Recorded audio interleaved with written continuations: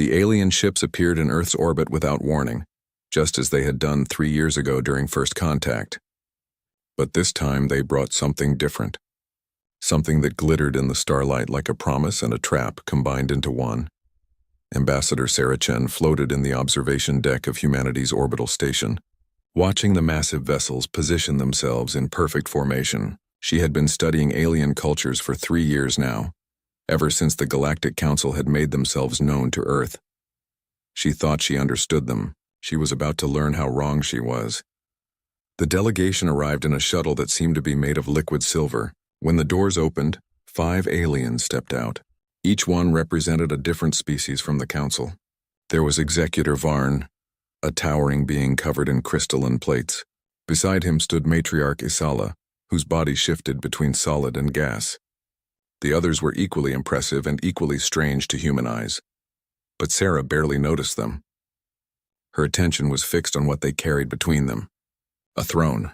It was beautiful in a way that hurt to look at. The seat seemed to be carved from a single massive crystal that pulsed with inner light. Symbols she couldn't read flowed across its surface like water. Ambassador Chen, Executor Varn's voice came through the translator, deep and resonant. We bring you a great honor. This is Earth's throne, crafted in your honor by the oldest artisans in the galaxy. It awaits you in the Grand Chamber of the Galactic Council. Sarah blinked. A throne? I don't understand. Matriarch Isala drifted forward, her form solidifying into something almost humanoid. Every member species of the Galactic Council has a throne. It is your seat of power, your voice in the governance of the galaxy. With this throne comes respect, protection, and a place among the great civilizations. It sounded wonderful, too wonderful. Sarah had learned in her years of diplomatic service that when something seemed too good to be true, it usually was. What does accepting this throne require? She asked carefully. The aliens exchanged glances. It was Executor Varn who answered. Merely that you accept the 47 protocols. They are the ancient laws that govern all civilized species. They have maintained peace and order for 10,000 years. Sarah felt a cold weight settle in her stomach. May I see these protocols? Another alien, a reptilian creature named Consul Thex, produced a data crystal. Of course. We expected you would wish to review them. These are not demands, Ambassador. They are the foundation of galactic civilization. Sarah took the crystal and immediately sent it to Earth's analysis teams. Then she invited the delegation to wait in comfortable quarters, while humanity reviewed the protocols. The aliens agreed, confident and relaxed. They had done this hundreds of times before with other species. The answer was always yes. For 3 days, Sarah watched as Earth's best legal minds, scientists, and military strategists tore apart the 47 protocols. What they found made her blood run cold. Protocol 7 required all member species to share any military technology with the Council within 6 months of development. Protocol 12 limited the size of any species' military fleet. Protocol 23 required approval from the Council before colonizing any new star system. Protocol 31 mandated population controls based on Council calculations of sustainable growth. The list went on. Each protocol seemed reasonable on its surface, designed to prevent war and promote peace. But together they formed something else entirely. A cage, a set of chains disguised as honor. Dr. James Martinez, Earth's chief xenotechnology expert, summed it up in a late-night meeting. If we accept these protocols, we give up our independence. We'll never be able to defend ourselves without permission. We'll never expand beyond what they allow. We'll be permanent children in a galaxy of adults who make all the rules. But if we refuse, Sarah said quietly, we'll be alone. No allies, no trade, no access to their technology or knowledge. We've been alone before, replied General Amara Okonkwo, her West African accent thick with determination. We survived ice ages, plagues, and world wars. We made it to space on our own. We can keep going on our own. President Zhao Chen joined the video call from Beijing. What concerns me is Protocol 43, the one about correction of deviant civilizations. It's vague enough to mean anything they want it to mean, Sarah nodded. She had been worried about the same thing. If humanity refused the throne and then didn't follow galactic norms, the Council had given itself permission to correct them. She didn't need a translator to know what that meant. The next day, Sarah met with the delegation again. They were expecting her to arrive with formal acceptance. Instead, she came with a simple statement prepared by Earth's united government. Executor Varn, Matriarch Isala honored delegates, she began, her voice steady despite her racing heart. Humanity has carefully reviewed the 47 protocols. We have considered the great honor you offer us. The aliens leaned forward slightly, anticipating her acceptance. And we must respectfully decline. The silence that followed was absolute. Sarah could hear her own heartbeat in her ears. The aliens stared at her as if she had spoken in a language their translators couldn't process. Finally, Executor Varn found his voice. Decline? Ambassador, perhaps you misunderstand. This is not an offer that can be declined. Every species in the galaxy accepts their throne. It is the way things are done. Then humanity will be the first to do things differently, Sarah replied. We appreciate the Council's offer, but we cannot accept terms that would require us to surrender our sovereignty. We wish to be friends with the Council, to trade and learn from you, but as equals, not as subordinates. Matriarch Isala's form flickered with what might have been agitation. You would choose isolation? Humanity is young, barely learning to walk among the stars. Without the Council's guidance, you will struggle. You will fail. Perhaps, Sarah acknowledged, but we will fail or succeed on our own terms. The throne is beautiful, and I'm sure it was crafted with great care. But Earth's throne will remain empty, because humanity doesn't need permission to exist in this galaxy. The delegation left within the hour, their silver shuttle departing without ceremony. Sarah watched them go and wondered if she had just made the worst mistake in human history, or the best decision humanity had ever made. Below her, on Earth, billions of people waited to hear what she had done. When the announcement came, reactions were mixed. Some were terrified. Others were angry. But most felt something they hadn't expected to feel. Pride. Humanity had been offered a seat at the table of galactic civilization and had the courage to say no. The throne would remain empty, not because humanity wasn't worthy, but because they refused to pay the price of admission. In the grand chamber of the Galactic Council, 10,000 light-years away, Earth's throne sat in its designated spot. Beautiful, gleaming, and waiting. The other species stared at it in disbelief. In 10,000 years of galactic history, every throne had been filled within days of being offered. Earth's throne sat empty. And the galaxy would never be quite the same. 6 months after Ambassador Chen refused the throne, humanity began to understand the true cost of their defiance. It started quietly. Trade agreements that had been under negotiation suddenly stalled. Alien merchants who had been eager to sell their goods to Earth's markets stopped responding to messages. Scientific exchanges that had promised to share advanced technologies were politely canceled. One by one, the doors that had begun to open for humanity slammed shut. Captain David Park stood on the bridge of the merchant vessel Prosperity, staring at his communication screen in frustration. He had traveled to the Kepler station, a massive trading hub run by the Thalaxian Commerce Guild, with a hold full of Earth's finest goods. Platinum, rare Earth elements, art, and cultural items that aliens had shown interest in before. Sir, they're denying us docking permission again, his communications officer reported. That's the 5th time this week. David slammed his fist on the armrest. Did they give a reason? The same one as always. Regulatory compliance issues. It's garbage, sir. We meet every safety standard they have. David knew the truth. This wasn't about regulations. This was about the Council sending a message. Trade with humanity, and you'll lose your privileges in Council space. It was extortion dressed up as bureaucracy. Back on Earth, the situation was becoming clearer. Dr. Yuki Tanaka, Earth's liaison for scientific cooperation, sat in her office reviewing the data. Every single research partnership with alien institutions had been terminated. Universities across known space that had welcomed human students now claimed they had no room. Technology sharing agreements were voided, citing security concerns. She called Ambassador Chen, who was now permanently stationed on the orbital platform that served as Earth's diplomatic headquarters. Sarah, we're being blacklisted, Yuki said bluntly. Every species in the Council has been told to cut ties with us. Sarah nodded wearily. She had been expecting this. The Council wants to teach us a lesson. They think if they isolate us, we'll realize our mistake and accept the throne. Will we? Yuki asked. Sarah looked out at Earth, the blue marble hanging in the void. Not if I have anything to say about it.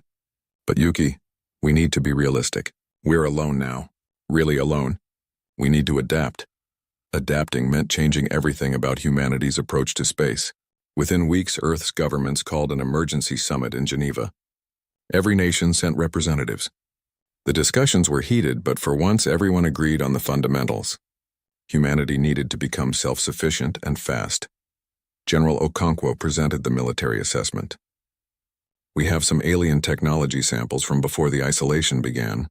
Not much, but enough to study.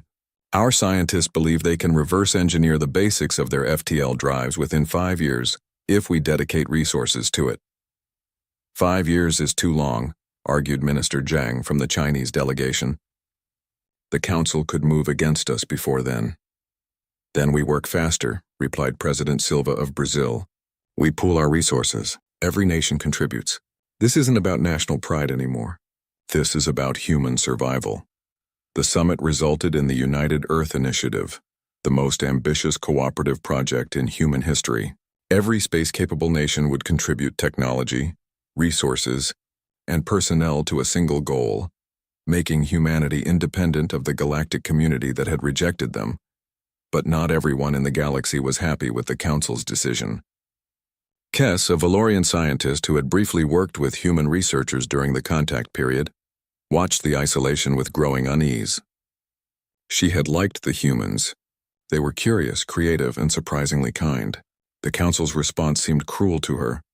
Against the direct orders of her government, Kess sent an encrypted message to Dr. Tanaka. It took 3 weeks to reach Earth through hidden channels, but when it arrived, it changed everything. The message was simple but terrifying. The Council is not just isolating you. They are preparing to contain you. Within a decade, they plan to establish an enforcement perimeter around your space. You will not be allowed to expand beyond your current system. They believe you will either accept the throne or slowly die out. I'm sorry. I wish I could do more. A friend. Sarah read the message 3 times before calling an emergency meeting of Earth's leadership. The holographic faces of presidents, prime ministers, and generals filled the room. They're going to cage us, she said simply. Not destroy us, but trap us in our own solar system until we give up. The room erupted in angry voices. Some called for building weapons. Others wanted to try diplomacy again. General Okonkwo's voice cut through the chaos. We need to move now, not in 5 years now. We establish colonies beyond this system before they can lock us in. Small ones, hidden ones in places they're not watching closely. We spread out so they can't bottle us up in one place. With what ships? Someone asked. We don't have FTL yet. Then we use what we have, Sarah said, her mind racing. Generation ships. Sleeper ships. Old technology, but it works. We send people out now on slower-than-light drives to nearby systems. By the time the Council realizes what we're doing, we'll already be there. It was a desperate plan, but no one had a better one. Within months, humanity began converting massive colony ships for long voyages. Volunteers signed up by the thousands, willing to sleep for decades to reach new worlds. They would be the seeds of humanity's future, planted before the Council could burn the field. Meanwhile, the reverse engineering project made unexpected progress. The human engineers approached alien technology differently than the aliens expected. Where other species tried to copy what they saw, humans asked why it worked that way and looked for alternatives. Dr. Martinez made the breakthrough. We can't build their drives exactly, he explained in a presentation to Earth's leadership. Their technology relies on exotic matter we can't manufacture yet. But we can create something similar using quantum field manipulation. It'll be louder, less efficient, and shorter range, but it'll work. And most importantly, it's ours on how long? Sarah asked. 2 years for a working prototype. Maybe 3 for something we can put in a ship. It wasn't fast enough to avoid the Council's containment, but it was faster than anyone had hoped. Humanity had something now that they'd been missing for 6 months. Hope. As the first-generation ships departed for distant stars, moving at a fraction of light speed on journeys that would take decades, the people of Earth watched with mixed emotions. Those ships carried their children, their dreams, and their defiance. On the bridge of the colony ship New Horizon, Captain Rebecca Stone looked back at Earth one last time before entering cryosleep. She thought about the empty throne sitting in the Council chambers waiting for humanity to submit. Let it gather dust, she whispered to herself. We're not coming back to claim it. We're going forward instead. The council, in their ancient chambers 10,000 light-years away, congratulated themselves on handling the human problem. The young species would learn. They always did. In a few years, a decade at most, Earth would realize their mistake. The throne would be filled, and order would be maintained. They had no idea that humanity had already slipped through their fingers, moving toward a future the council hadn't planned for and couldn't control. The cage was being built, but the bird had already learned to fly. 5 years after refusing the throne, humanity unveiled their miracle. The Prometheus drive ignited for the first time in the test vessel Explorer, and Captain James Rodriguez felt the ship slip into faster-than-light travel. It wasn't smooth like the alien drives he'd experienced. The Prometheus drive howled, sending vibrations through every deck plate. It was inefficient, consuming more energy than any council ship would tolerate, and it was loud, broadcasting humanity's presence across the stars like a shout in a quiet library. But it was theirs, built by human hands from human understanding. No council approval needed, no permission required. "We have FTL, Earth Control," James reported, trying to keep the emotion out of his voice and failing. Humanity just earned its wings. Back on Earth, in the command center beneath Geneva, thousands of scientists, engineers, and officials erupted in celebration. They had done what the council said would take them decades. They had done it in 5 years through pure human stubbornness and refusal to give up. Ambassador Chen, older now with gray streaking her black hair, allowed herself a rare smile. "Begin the expansion protocol," she ordered. "Let's see what's out there beyond the council's maps." The council had made a critical mistake. They had isolated humanity, yes, but isolation meant humans explored alone, without council observers reporting their every move. And humans had always been good at finding things others had missed. Captain Maria Santos commanded the exploration vessel Discovery when it happened. Her ship was mapping systems that the council charts listed as unremarkable. She was about to find out why the council hadn't bothered looking closely. "Captain, I'm picking up artificial structures on the third moon," her sensor officer called out. "Multiple settlements. They're inhabited." Maria felt her heart race.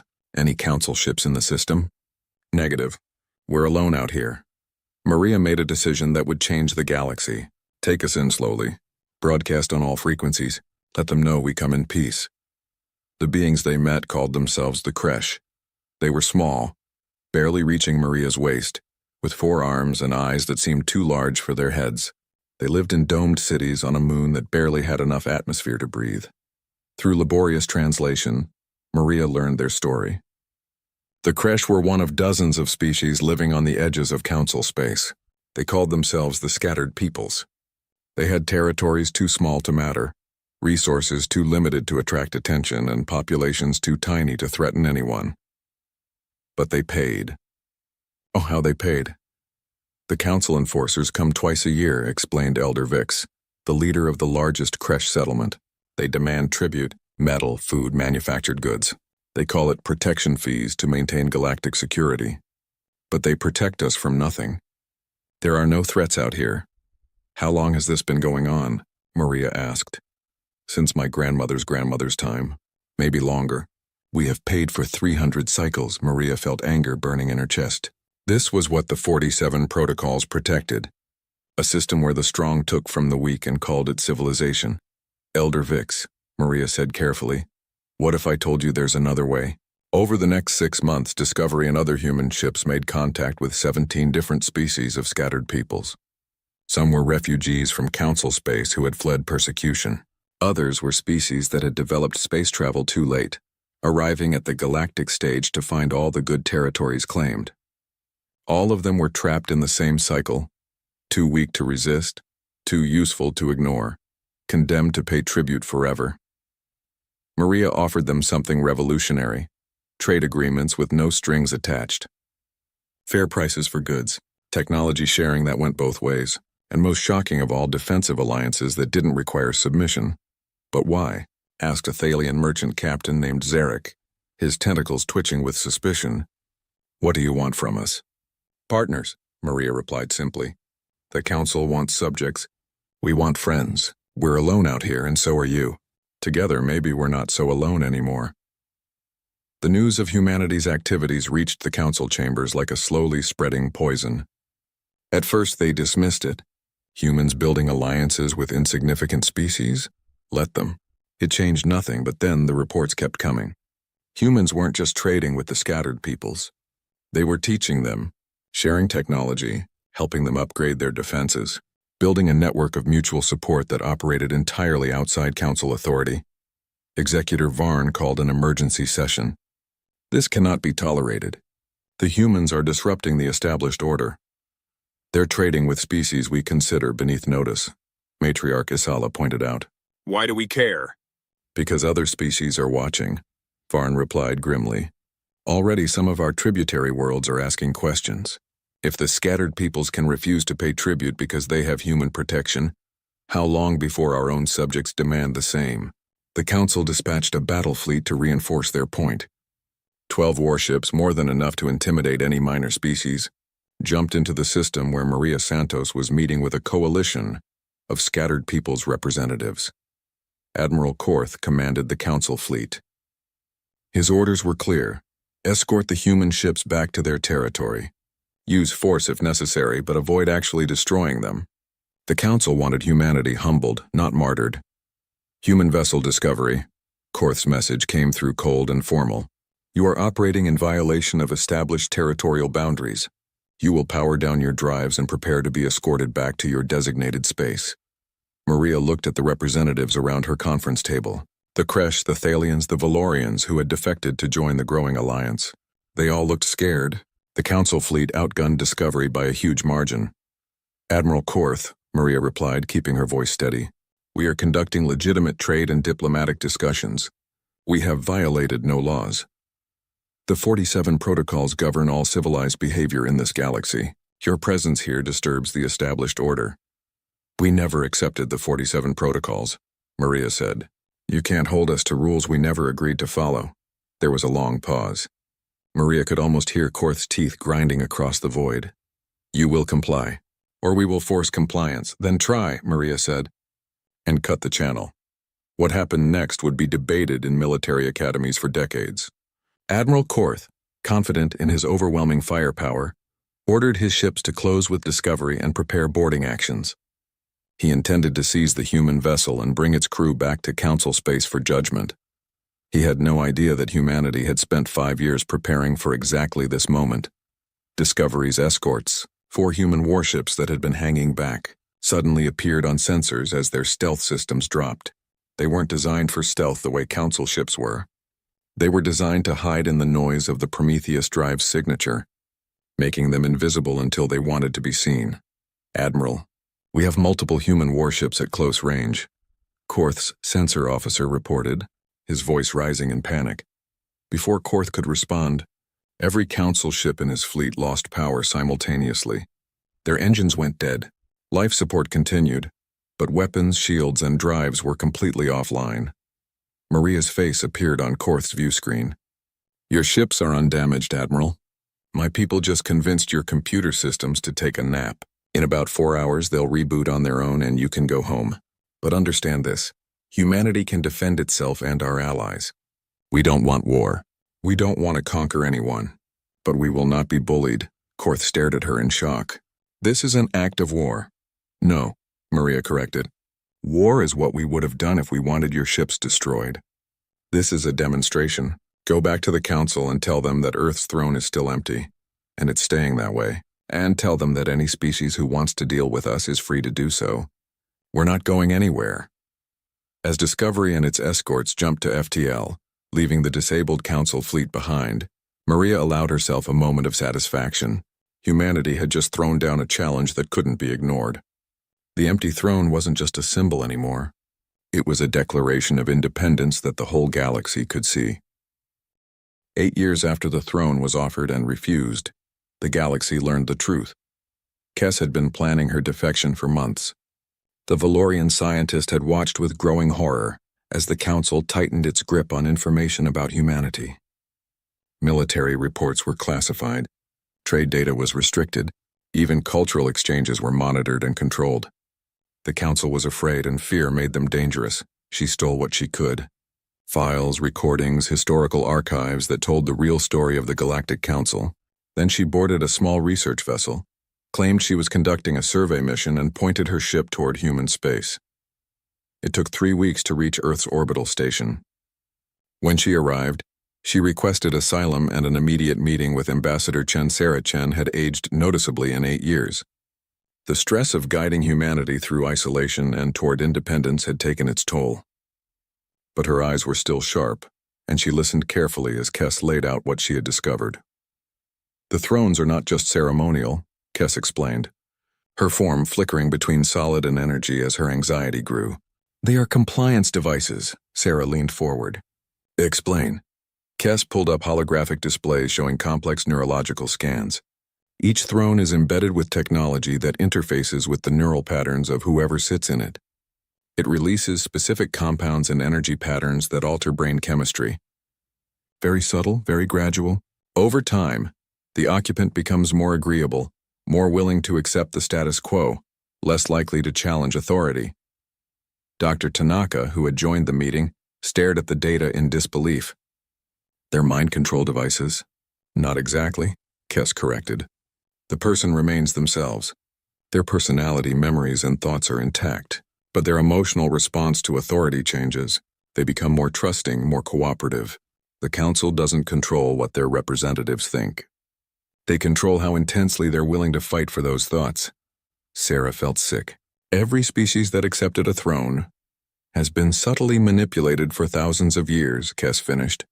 Yes, the Council of Ascended Civilizations isn't a democracy. It's a gerontocracy maintained by chemical compliance. The oldest species, the ones who built the thrones, remain fully independent. Everyone else sits in chairs that make them agree. How long have you known this? Sarah asked. I suspected for 2 years.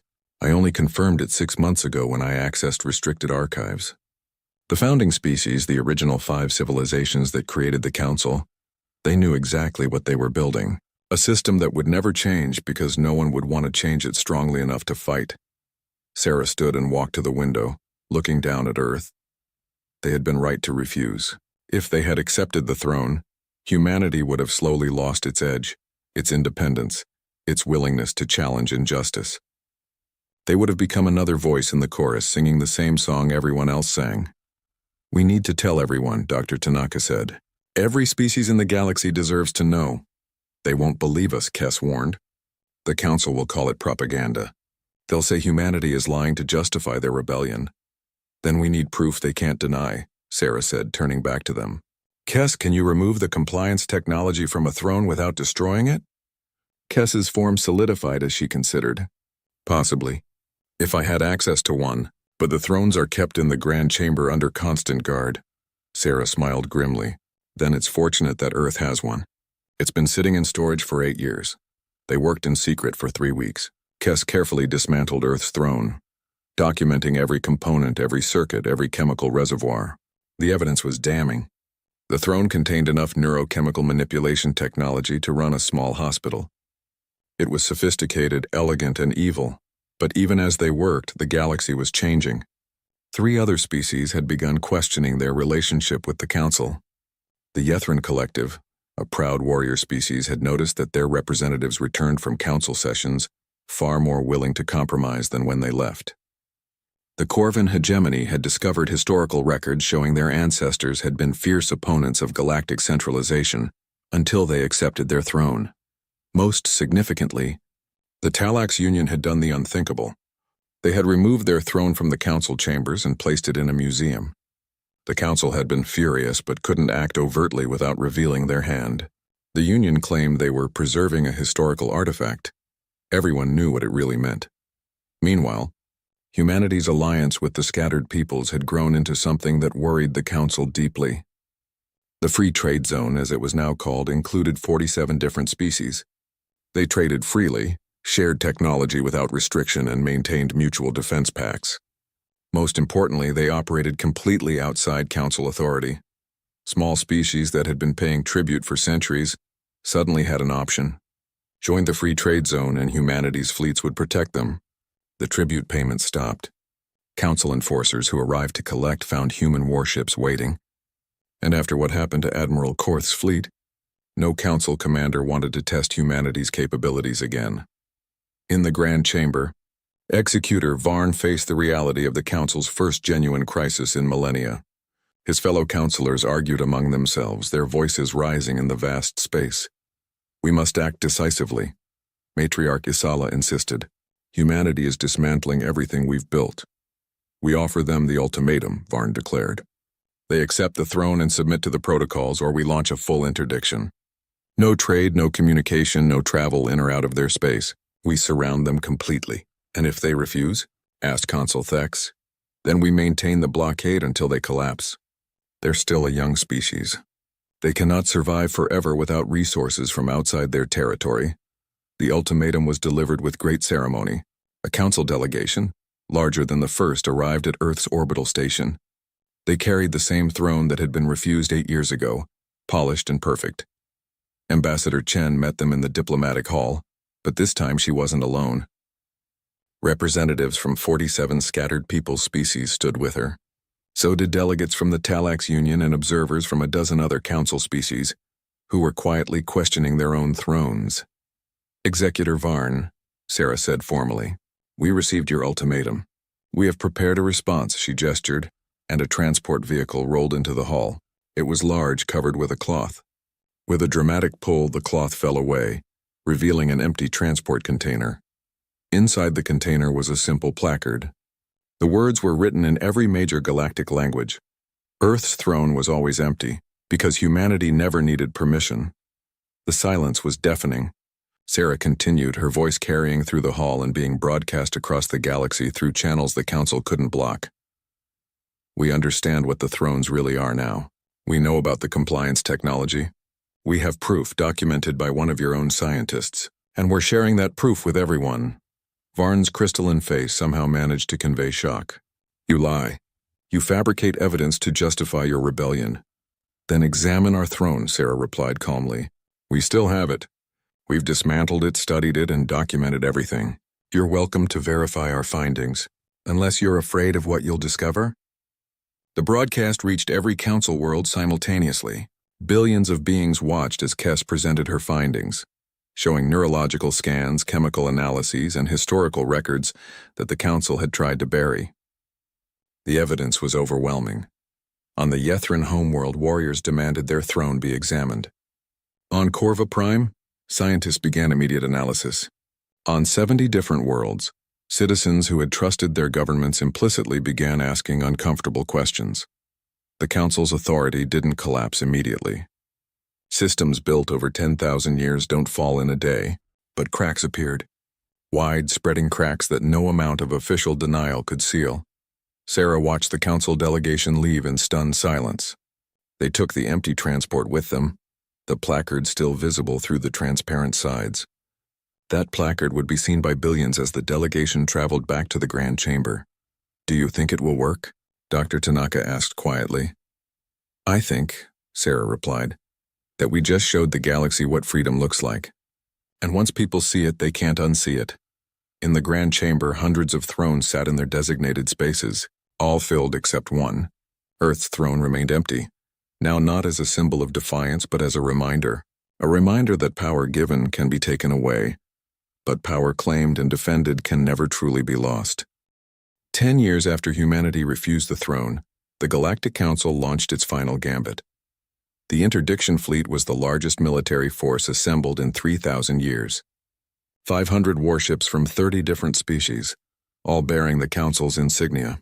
They jumped into human space in a carefully coordinated maneuver, emerging at strategic points around humanity's territory like a closing fist. Admiral Korth, restored to command and determined to erase the shame of his previous defeat, led the fleet. His orders were clear: establish a complete blockade, prevent any ships from entering or leaving human space, and maintain the siege until humanity surrendered. "This isn't an invasion," Korth announced in a broadcast to Earth. "This is enforcement of galactic law. You have disrupted the peace. You have spread lies about the Council. You have built an illegal alliance network. Accept the throne and the protocols, and this ends peacefully." On Earth, in the command center that had become humanity's war room, Ambassador Chen studied the tactical displays with General Okonkwo, and the other military leaders. The Council fleet vastly outnumbered humanity's combined forces. By any conventional calculation, Earth had already lost. They're expecting us to panic, General Okonkwo observed. They think we'll see their numbers and surrender. They don't understand us yet, Sarah replied. 10 years and they still don't understand. Show them. What happened next would be studied in military academies and diplomatic schools for centuries. It began with a single broadcast that went out on every frequency, through every channel, encrypted and unencrypted, to every world in the galaxy. The broadcast was simple. It showed the interior of one of the Council thrones with complete technical specifications. Neural interface nodes, chemical release mechanisms, behavioral modification programming, everything Kess had discovered, everything humanity had documented, presented in clear, undeniable detail. But that was just the opening move. The broadcast also included testimony from representatives of 47 species who had joined the free trade zone. They spoke about life. Before and after leaving the Council system, they talked about the tribute payments that had kept them poor, the restrictions that had kept them weak, the careful management that had kept them dependent. Then came the part that changed everything. "We know what you're planning," Sarah Chen's voice said in the broadcast. "Your fleet thinks it's hidden, but we've been watching you assemble it for months. We know your positions, your numbers, your capabilities, and we want you to know something important. We don't want to fight you." Admiral Korth, watching from his flagship, felt a cold twist in his stomach. "How had they known?" Sarah continued. "We're going to show you something now. Not because we want to threaten you, but because we want you to understand what you're really fighting for." Across the galaxy, on screens in homes, public spaces, and government buildings, people watched as the broadcast showed the Council's own classified files. Historical records that had been sealed for millennia. Communications between the founding species discussing the throne technology. Financial records showing the wealth extracted from tributary species. Military reports documenting corrections of species that had tried to resist. Kess had stolen more than just technical data. She had stolen the Council's secrets, all of them, and humanity had spent months verifying, organizing, and preparing to release them. The effect was immediate and catastrophic for the Council's authority. On dozens of worlds, citizens who had trusted their governments for thousands of years suddenly saw the truth. The Council wasn't a protective alliance.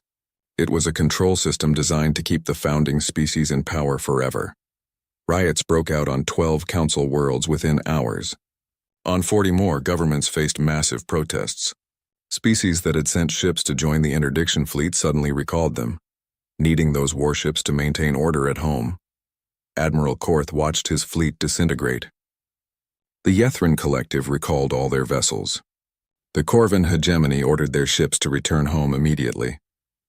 The Talax Union, which had already removed their throne, formally announced they were withdrawing from the Council entirely and joining humanity's free trade zone. Within 6 hours, Korth's 500-ship fleet had shrunk to fewer than 200. Within 12 hours, it was down to 80. The species that remained were the founding species and their closest allies, the ones who benefited most from the existing system. "Sir," Korth's tactical officer said quietly, "we're detecting massive fleet movements in human space. They're not running. They're positioning for defense." Korth pulled up the tactical display and felt his blood run cold. Humanity had prepared for this moment. Not just military ships, but the entire free trade zone fleet. Hundreds of vessels from species the Council had dismissed as insignificant. They had been hiding using humanity's stealth technology, waiting for the Council to commit to their attack, but they weren't advancing. They were simply there, visible, ready. The message was clear. If you start this war, it won't be easy. Then Korth's communication system lit up with an incoming message from Earth. It was Captain Maria Santos, the woman who had humiliated him at their first encounter. "Admiral Korth," she said, and her voice was almost gentle, "look around you. Most of your fleet has gone home. The ones still with you are there because they benefit from the system you're defending. But ask yourself, are they really loyal to you or just to their own power?" "We still outnumber you," Korth replied, but his voice lacked conviction. "Yes," Maria agreed. "You could probably still win this fight. A lot of beings would die on both sides.